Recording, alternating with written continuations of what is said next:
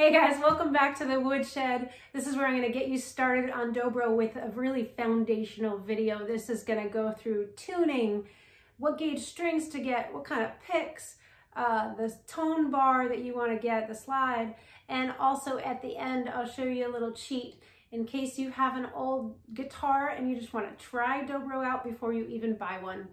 All right, so let's get started. We're going to get started with getting in tune. What you're going to want to do is get a tuner, obviously.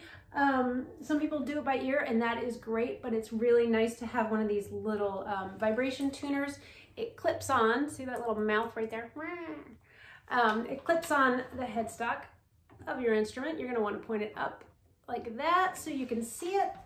And that is going to pick up on the vibration of your instrument. So you can tune even if you're in a noisy place. It's really nice. So you can get these all different kinds. This one's an IntelliTouch, then there's a little smaller one from Dobro. And make sure some of them have the option to go above 440 or below 440. 440 is basically what most people tune to. You can get a little bit off if you press the wrong button. So if things feel a little off to you, just check to make sure your tuner's on 440. I also want to show you this little tuner in the back because it's super cool. This is a tiny little, what is this? Micro, it's from Planet Waves, but whatever. It fits on the back of the headstock like that, and I just leave it on all the time.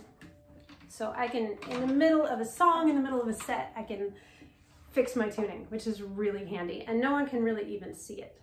So that's pretty cool. So let's move on now that we got tuning out of the way. Oh, one more thing I forgot. It's really handy to have a tuner on your phone as well. It only works if you're in a quiet environment, but they tend to be really accurate, and it's a really big, well, depending on the size of your phone, but it's really easy to see if your note is too flat or too sharp. So the one I have, what is it called? Clear Tune, but I'm sure there's a ton of them. That's really handy because in case your tuner flies off or you lose it or whatever, you have one right there. So let's get to the strings. Dobro is typically tuned to an open chord, open G. It's not the same open G as on guitar, so don't let that get you fooled. Open G on Dobro, the reason they call it open, an open tuning, is because open without this hand, just one hand, it's a chord already. You don't have to fret anything to get a chord. So that's pretty cool. And it is a G chord. So bottom to the top, this is the 6th string, the lowest one. When I first started, I was like, which one's the 6th and which one's the first one? I don't know. So it's nice to get this info from a YouTube video. So, you know, no embarrassment, doesn't matter. So the biggest one on the bottom, that's the 6th string, and that's your G. And then you're gonna go up to a B, and then to a D. So that's your G chord. G, B, D, Do, Re, Mi, like that. Then starting on your 3rd string, still going this way, it's just the same exact thing as the bottom strings, but an octave higher. So it's G, B, D again.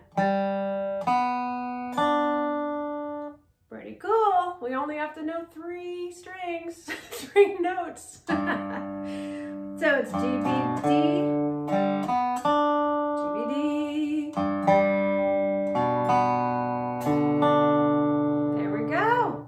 Pretty great. I'm going to get myself in tune here. And when you're tuning, you really want to mute the other strings because the resonator cone just wants to sing along. So you don't want to confuse your tuner. All right, my G's a little sharp. Here we go. The B string, you'll hear this a lot. Some people like to tune it a little bit lower so it sits better in the chord. There's the D. A little bit sharp again. Sometimes when it's a little sharp and just like barely sharp, I'll just push down on the string if it's almost there. And that tends to stretch it back. So there's my B, and there's the D again. Great, cool. Another trick I just want to tell you is that if you're in a crazy place and even your vibration tuner is not picking up the note, sometimes what you can do is do a harmonic, not to be fancy or anything like that. But if you go to the 12th fret and just lay your finger on, just your finger, lay it on the string, just kind of gently, it has that cool resonance. And sometimes the tuners will pick that up a little bit better. I'm sure there's a physics reason behind that, but I don't know it. All right, so we got in tune, GBD, GBD. That's great. What is next? Oh, the strings. Yes. The Dobro has not just regular guitar strings, because there's a lot of tension. In this position, you have a heavy bar. What am I trying to say? There's a lot of tension, especially when you're standing up and in this position. Just a lot of tension on the neck. I could say that 5 more times. That's getting annoying. Anyway, that's partly why this neck is square, to hold all of that tension. Let me just put it all the way up to the screen. So that's why it's square. These strings are super high off the fretboard. That's the way it comes. And you're never gonna touch the strings to the fretboard. Don't even try, you're gonna hurt yourself. So the strings are naturally heavier too, because that's to absorb that tension. And to keep it in this crazy open G tuning. So what you're gonna wanna do, it doesn't really matter what brand strings, everyone has a different favorite, but on the bottom, you're gonna wanna get a real heavy one, a 56 perhaps. That's typical. I've seen some packs that go as high as a 59 on the bottom, but 56 is pretty typical. And then all the way up to something like a 16, some people like 17, something around there. So 56 on the bottom, 16 on the top. I'm going to show you just a few examples of different packs of strings. Like the D'Addario ones are pretty good. It's a EJ 42, and it says on it resophonic guitar, so you can't get any easier than that. There's also the GHS ones, like that. Beard Guitars makes a cool pack called the Special 29s. They also have Special 28s. And the reason they're special, and that number, is he's talking about the G string, that higher G string. You tend to use it a lot on Dobro. It's kind of your melody string because it's the root of a lot of the chords. So in his packs, the 29 means that string, that G string, is a little bit heavier than other packs. So a 28, 29, let's see what it is on the D'Addario's. It's more of a 28. So yeah, when you get up to a 29, it's just a little bit heavier. If you find out your G string is wearing out fast and starting to give you buzzy noises or anything like that, you might want to try those strings. These, I just found these in my closet. I don't know where I got them. Haven't tried them, I can't say, but it's just another option. If it says Resonator and it says 16 to 56, you're probably good. Give it a shot. So those are some strings, and I'll link to stuff below so you don't have to like write this down or memorize anything. What else did I want to say about this stuff? Oh, picks. Yeah, next we're getting into the picks. So when I first started, I was like, do I have to wear picks? I don't want to wear picks. No, you gotta wear picks. Just do it. It's great. It's gonna give you some good tone. It's gonna give you that volume that you want to cut through the band.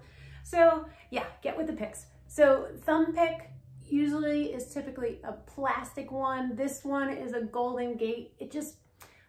I would recommend going to your local music shop. You want to have a relationship with them anyway. They're usually the coolest people in town. So go to your local music shop and try some of them on. See which one stays on your thumb, but doesn't turn it purple. You want to keep your circulation. I used to put them on so tight, and don't do that. You don't need to do that. But you don't want it to fall off either. See, they're staying on real tight.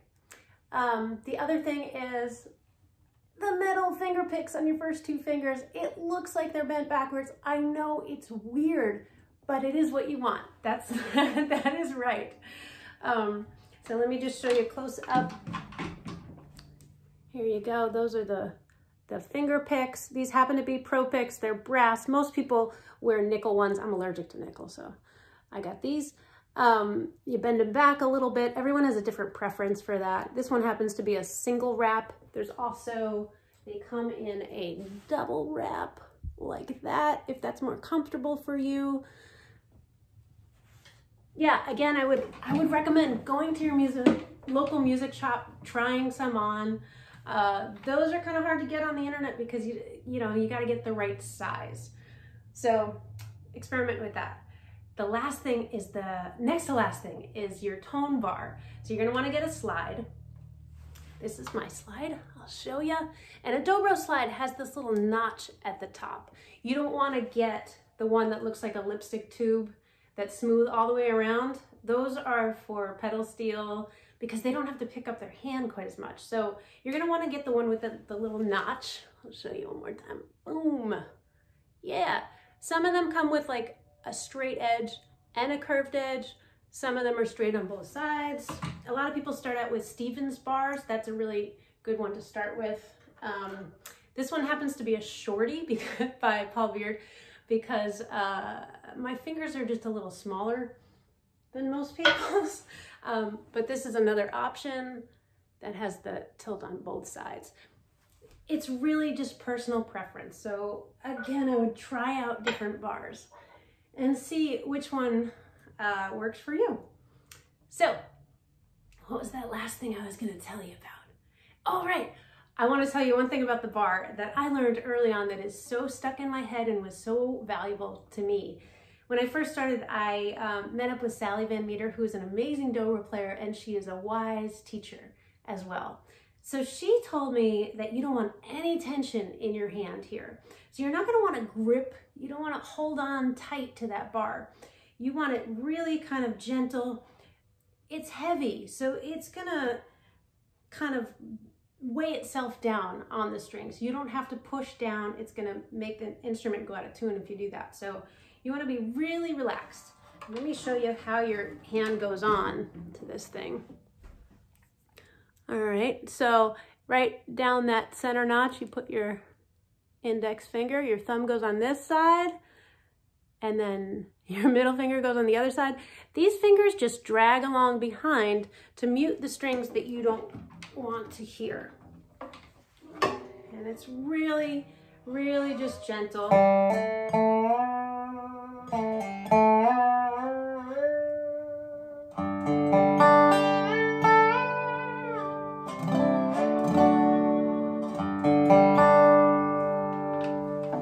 Show you kind of close up as I break my Dobro. Jeez.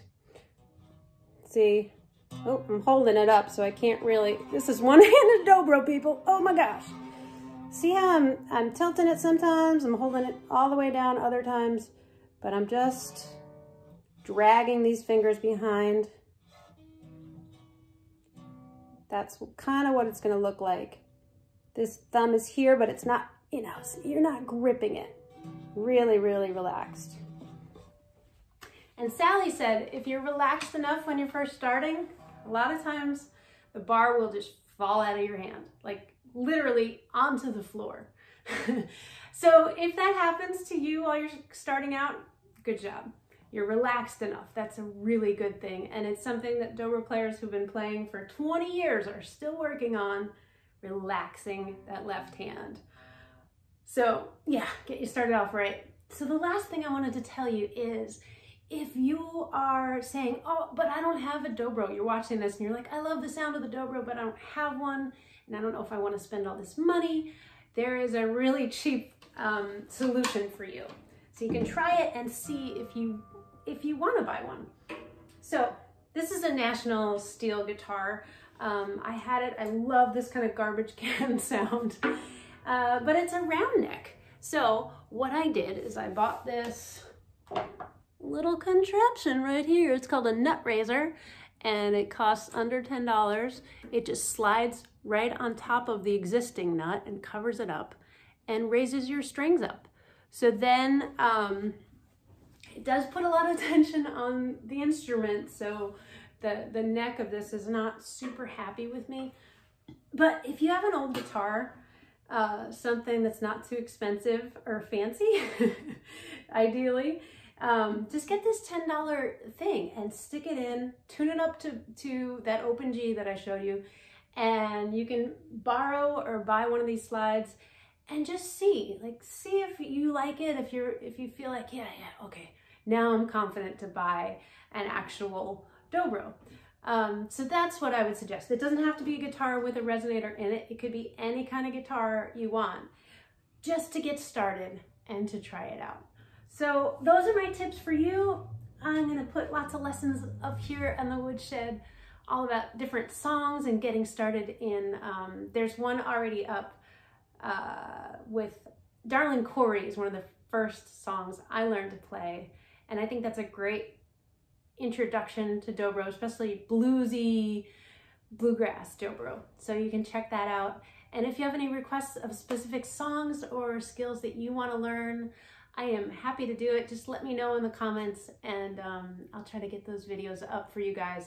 My intention with these is just that I love this instrument so much, and it's a small world.